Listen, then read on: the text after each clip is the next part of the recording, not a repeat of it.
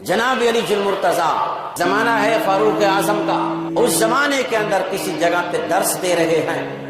اور اس درس کے اندر آپ نے یہ جملہ ارشاد فرمایا کہ جنت کا چراغ کسی کو دیکھنا ہے تو فاروق اعظم کو دیکھ لے۔ حالانکہ فاروق اعظم اس محفل میں نہیں تھے، جو اس محفل کے اندر تھا اس نے آ کے بتایا جناب علی کو کہ حضرت فاروق اعظم کی زبان سے سن کے آ رہا ہو، وہ تو فرما رہے ہیں کہ سراج الجنت عمر بن الخطاب، فرماتے جنت کا جو چراغ ہے، جنت کا جو دیا ہے، جنت کی جو لائٹ ہے، چمکانے والی چیز ہے، وہ فاروق اعظم کی ذات ہے۔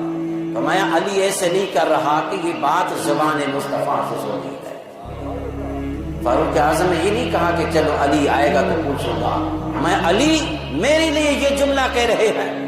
اپنی مسند سے اٹھے ہیں،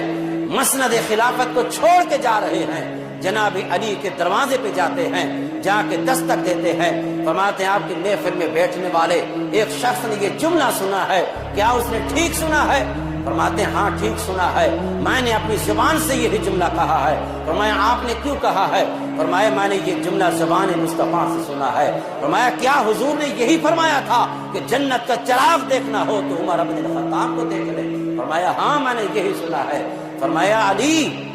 اگر عمر پہ احسان کرنا چاہتے ہو تو ذرا یہ جملہ تو اپنے ہاتھ سے لکھ دو کہ سراج الجنت عمر بن الخطاب، جنت کا چراغ دیکھنا ہے تو عمر بن الخطاب کو دیکھ لو۔ فرمایا اچھا، آپ نے کاغذ منگایا، قلم منگایا، یہ جملہ لکھ کے دیا، آپ نے جملہ اور اپنی آنکھوں میں لگایا اور لے کر گئے ہیں، آپ نے گھر میں جا کے محفوظ کر کے رکھ لیا ہے۔ فرمایا جب میری موت کا وقت آ جائے، وصال ہو جائے، جب مجھے قبر میں اتارنے لگو تو ذرا اس پرچی کو بھی میرے کفن میں رکھ دے، تاکہ میں جب قبر کے اندر جاؤں اور فرشتے سوال و حساب کرنے کے لیے آئیں تو جواب ان کو بعد میں دوں گا، پہلے یہ پرچہ ان کو دکھاؤں گا کہ آل نبی نے مجھے تو لکھ کر دیا ہے کہ جنت کے چراغ کو دیکھنا ہے تو عمر کو دیکھ۔